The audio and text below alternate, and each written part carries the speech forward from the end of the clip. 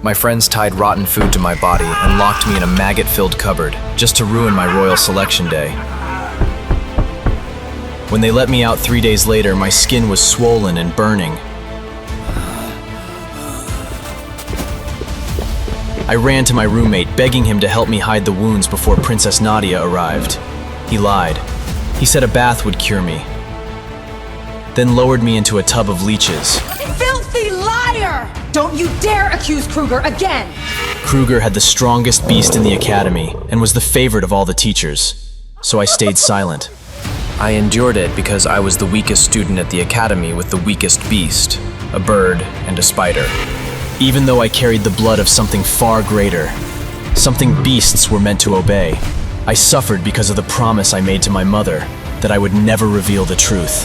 One day someone will come for you. Until then, endure. So I endured, because I know, one day, everything would change. And then finally came the day of royal selection. Armored carriages rolled through the academy gates. Soldiers in gold-trimmed uniforms flanked a single rider. Princess Nadia sat atop a towering wilder bear, 8 feet of rippling muscle, black streaked fur gleaming under the light, tusks as long as my forearm. And she was, without question, the most breathtaking woman I had ever seen. That's a wilder bear! Those things destroy entire platoons. She's riding it like a horse. The princess dismounted in the center of the Colosseum. Her eyes swept across us like we were livestock at auction. This beast was raised in the royal preserve. It answers to no one. Not soldiers, not trainers, not me. She unclipped the chain from its neck and let it drop. Whoever can mount and control this bear will earn it. Kruger cracked his knuckles. James adjusted his grip on his training blade. Every top student in the academy was already calculating. I pressed my back against the railing and held Hawk closer to my shoulder. Kruger went first, grabbed a fistful of fur and hauled himself onto its back. The bear bucked once, his grip held. Then it slammed sideways into the arena wall. Kruger hit stone and crumpled. "It caught me off guard," he muttered, dragging himself to his feet. "Let me go again." "Next," Rita called flatly. James approached low, one hand extended, voice steady. The bear let him get within arm's reach, then swatted him across the sand like a rag. A senior with a level 5 rock python tried next, brought his beast for backup. The bear caught the python mid-strike, pinned it under one paw, and roared until the senior recalled it and ran. 5 more attempted. 2 got thrown. 1 got dragged by the ankle. 2 never made it past 5 feet. "That thing isn't tameable," someone behind me whispered. "The princess is messing with us," another muttered back. Sergeant Rita uncrossed her arms and looked at the instructors. Nobody volunteered. I stayed in the back row. Hawk's talons kneaded my shoulder. Ray had tucked deeper inside my collar. I had no intention of going near that arena. Then the arena went quiet. The bear stopped. Mid-thrash, mid-roar, it froze. Stood perfectly still in the center of the arena, its head turned, scanning. It found me. Hawk's talons locked. Ray's legs tightened against my neck. The bear walked toward me, not charging. Each step deliberate, cracking sand. Students scattered out of its path. I couldn't move. My back was already against the railing. It stopped a foot from my face, breath hot enough to feel on my skin, eyes level with mine. Then it folded, front legs bent, head bowed. It nudged me forward with its snout, hard, and I fell onto its back. "Even the bear feels sorry for him," Kruger said, loud enough for everyone to hear. Laughter erupted across the Colosseum. "Careful, Carl," Kruger called out, grinning. "It might want the rotten food smell back." The bear launched forward. I grabbed its fur with both fists and held on, tore through the Colosseum gates, across the training fields, past the dormitory towers. Wind shredded against my face. "Don't let go. Don't let go. Don't let go." Hawk launched off my shoulder and flew ahead, directions the bear completely ignored. Ray rappelled down my arm, locked her mandibles into the bear's hide, and spread her legs wide like she was holding the whole thing together. The bear smashed through the market district. Vendors dove. A cart splintered against a wall. A patrol soldier screamed something I couldn't hear. 3 minutes. 0 control. My hands were cramping. My legs burned. Then the bear turned, headed back toward the Colosseum. Slowly this time, like it had made its point. Every student was standing when we came back through the gates. The bear walked past all of them, sat down beside me in the center of the arena. Then it lowered its massive head onto my legs. A low rumble rolled through its chest, deep, steady, almost like purring. Hawk landed on the bear's back, feathers puffed. Ray crawled onto its ear and settled there. The Colosseum went quiet, not murmuring, silent.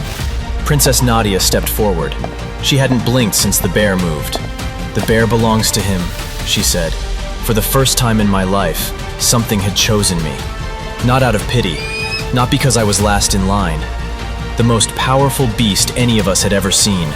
A creature that threw Kruger into stone, that pinned a level 5 python under one paw, had walked past every top student in the academy and bowed its head to me.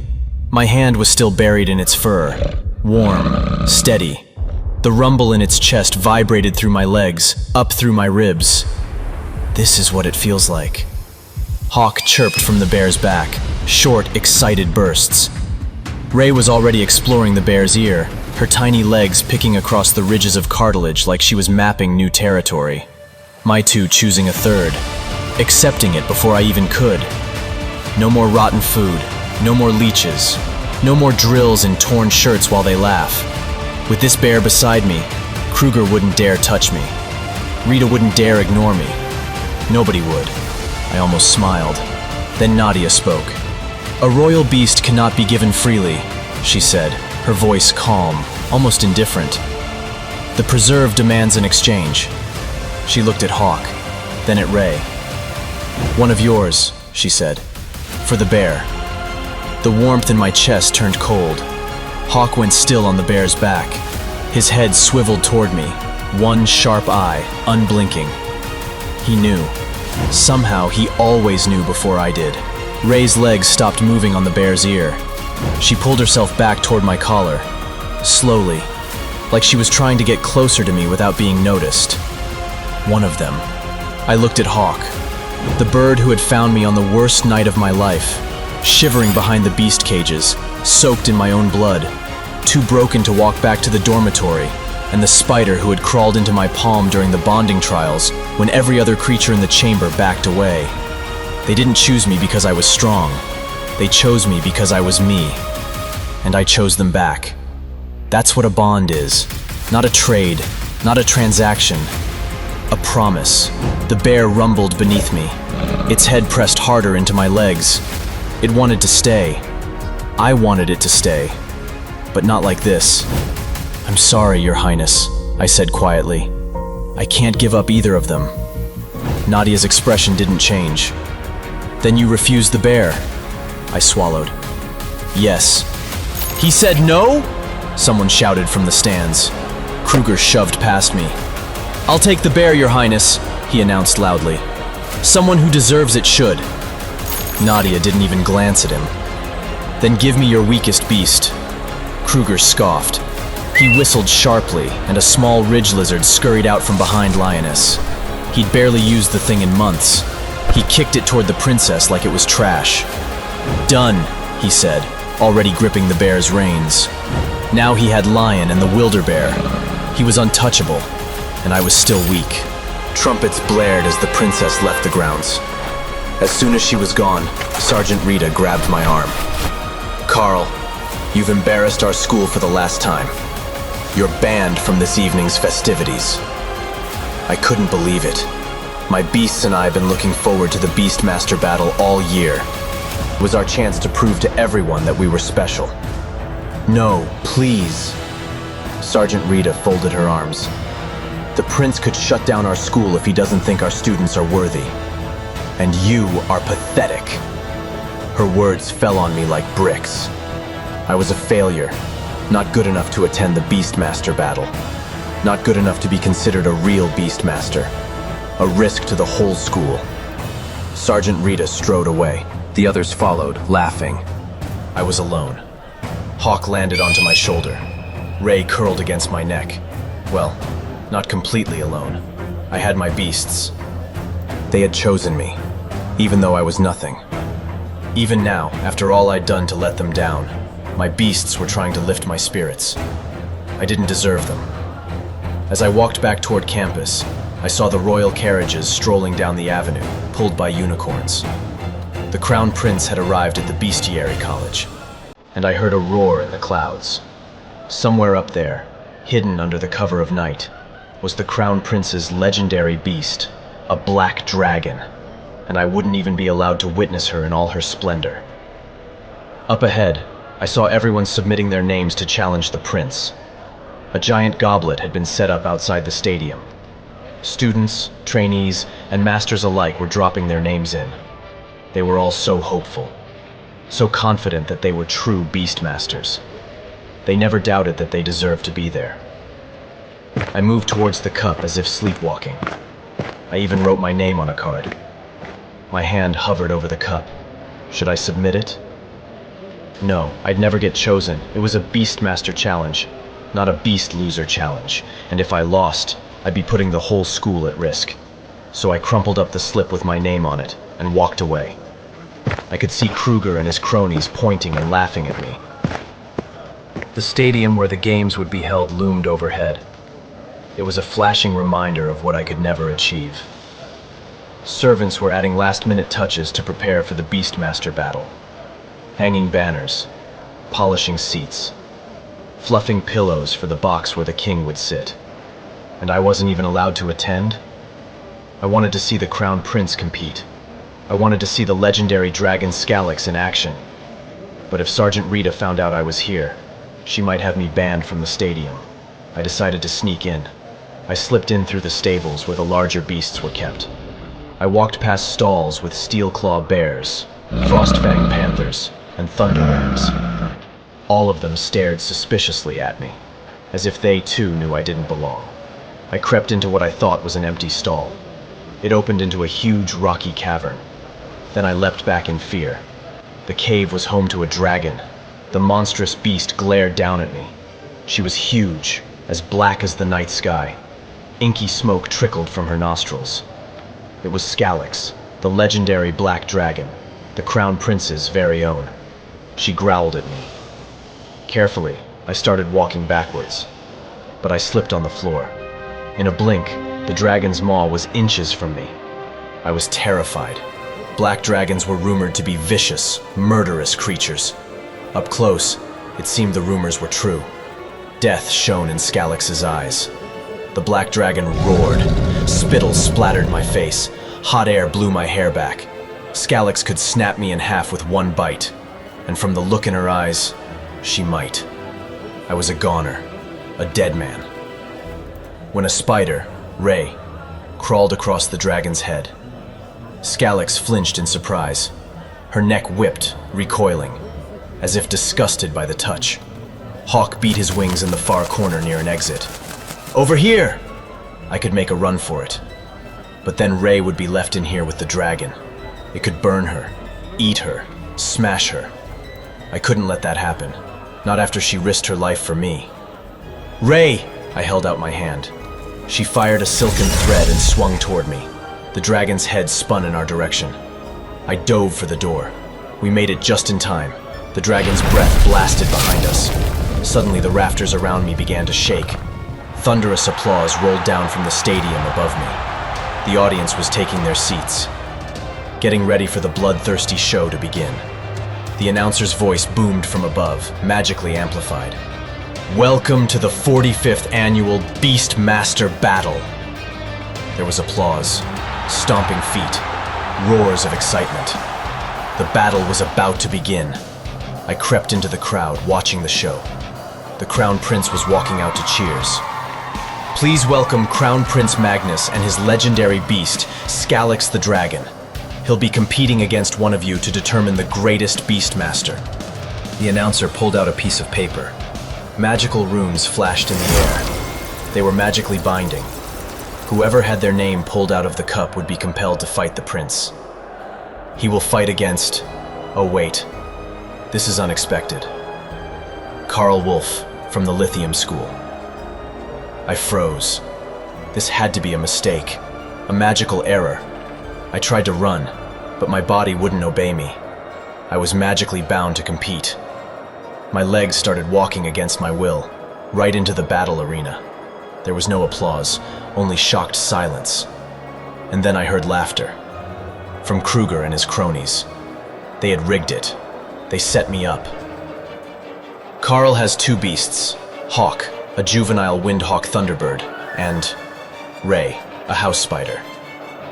My two beasts sat bravely on my shoulders, but I could tell they were as nervous as I was. I found myself in the ring, standing across from Magnus, the Crown Prince. He looked down at us, wearing a crown and a frown. Am I really to fight this? He smells like he's been rolling around in a pig pen. Where did you say he was from? The Lithium School? Don't they teach their trainees to bathe? My ears burned. I could see Sergeant Rita in the crowd. She had a furious look on her face. I'd ruined everything. The prince spun away with a flourish. No matter. I'll dispense with this pig keeper shortly. Let's give the crowd a show. He raised his arms, hyping the crowd. They roared with approval. He took center stage as the cheers reached a fevered pitch. Then he raised one hand to the sky. Scalix! A wind whipped through the air. The crowd hushed, then gasped as Scalix soared into the ring.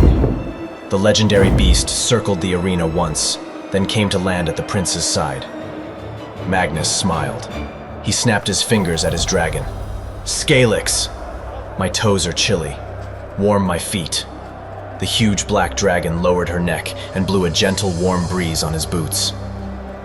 Now blow my hair back. Scalix gently flapped one wing to make his hair ripple in the air.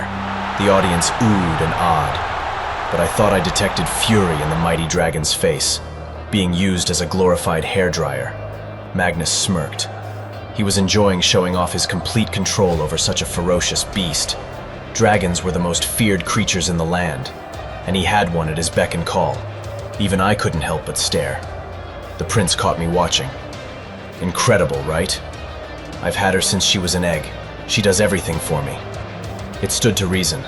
Only the fiercest of warriors could bond with a dragon in the wild. But if the prince had his since birth, it never would have known any other master. And I was going to have to fight them. Both. The announcer interrupted the worship session. Beastmasters, ready your beasts! Both of my beasts shook as we took our positions. Magical runes glowed in a protective circle around the battle arena. The first beasts out of the ring, or first ones dead, lost the battle. That was probably going to be us, and it was all my fault. I had to give my beasts the chance to get out of this. I'm sorry, guys. I got us into this, but you can bow out, and I'll face the prince and his dragon alone. Save yourselves. Across the arena, I saw Scalix cock her head. She could probably hear me. Dragons, being legendary creatures, could detect most magical communication. But my beast's response was immediate. We're with you, Carl. We'll help you fight the dragon. Smoke poured from Scalix's nostrils. Whether it was anger or something else, I couldn't tell. Let the Beastmaster Battle begin. Magnus didn't skip a beat. Scalix, Tailbreaker. I had to counter quickly. Hawk, Gale Talon Strike. Two winged beasts soared into the air. One, ridiculously strong and powerful. The other, ridiculously small and weak. Scalix whipped her muscular tail toward Hawk.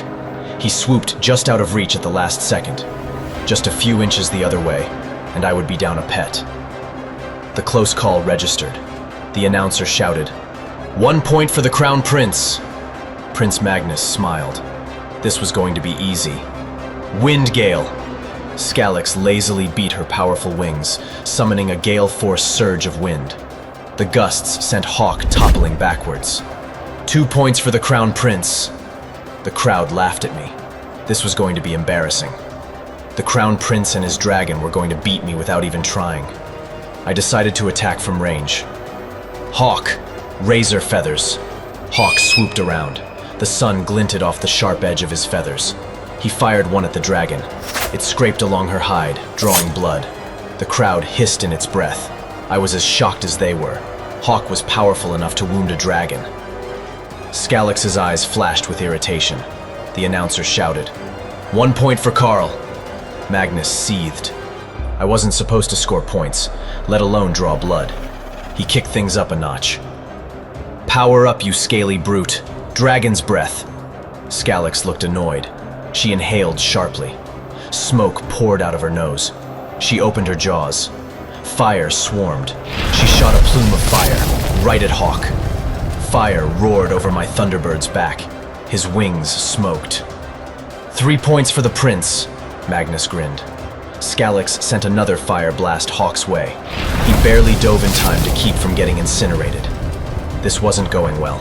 I had to do something. Ray climbed out of my pocket. Use me! What could a tiny spider do against a ferocious dragon? Scalyx is scared of spiders. Remember how she flinched in the stables? I hesitated. Ray was so small, and how would she even get to the dragon? Separately, my beasts were weak, but maybe together they could be strong. I spoke to Hawk in my mind. Pick up Ray. He swooped down. She leapt onto his talons. Drop her on Scalyx. Prince Magnus stomped his boot, shouting at his legendary dragon. Hurry up, you lazy monster! Finish them! Elemental roar. Scalyx opened her mouth. Her teeth vibrated. A magically powered roar charged. It was coming right at Hawk. I saw the spell forming, and then saw a tiny black dot crawling on the dragon's snout. Scalyx felt the legs on her face and flinched. The spell went wild. It missed Hawk and hit the stands, sending Kruger and his cronies flying. The crowd hooted with laughter at the mistimed interplay between the prince and his beast. Magnus raged at Scalyx. He wasn't used to being laughed at. You idiot! You're the most pathetic dragon ever. End this! But Scalyx wasn't listening. She was trying to shake off the spider. We had an opening. She was distracted. I could send Hawk to attack. Scalyx might squish Ray before that happened, but Hawk would still hit his mark. Now that we knew his feather attack could draw blood, he could do enough damage to score the points I needed. I could win, but I might lose Ray. I was nothing, but she had chosen me. She was more than a beast in my stable. She was family. Hawk glided in. Scalyx bucked, shaking off Ray. My spider toppled toward the ground. Scalyx prepared to blast her with fire, but Hawk was on a direct line to hit the dragon. We were going to win. I'd level up massively. A whole new category of beasts would be eager to bond with me. I could go for a mythic pet, maybe even a low-level legendary, but I would lose Ray. I ran into the circle. Stop! Hawk veered off sharply, losing his attack angle. The glowing neon runes around the protective circle blinked an angry red. A siren blared. I had broken the field. I was no longer protected, and now part of the game. Magnus roared, "That's not allowed! Scalyx, fly now!" This was it. We were done for. 40-foot wings unfurled. The dragon rose. Her shadow swallowed the stadium. Her roar shook the stands. She was legendary. Dragon's breath. Extra hot. Destroy him. I ducked down, cradling Hawk and Ray under me. I would be burned to a crisp, but they would live. And once I was gone, they'd be free. Maybe they'd find a better master then. I braced for the assault. I was ready for the end. And nothing happened. I looked up. The dragon circled lazily. Then, telepathically, for everyone to hear, she spoke. No. There was silence. Stunned whispers. Magnus screamed. He looked awfully small, stomping around under the huge dragon. I'm your Beastmaster! Obey me! Dragon's breath! Scalyx swung her tail, smashing the stage into pieces. Then she spoke again so everyone could hear. I said no. I will not obey you. You are no longer my Beastmaster. Magnus gaped. But you're bound to me. Scalyx sniffed. Not by choice, by birth. Now I have decided to choose a new master. Magnus looked on, dumbfounded. Who will you bind with instead? The dragon's eyes gleamed. Carl. You could hear a pin drop. I gaped up at the mighty dragon, stunned. But Carl is a... The dragon interrupted him. Unlike you, Carl is a worthy beastmaster. He is pure of heart.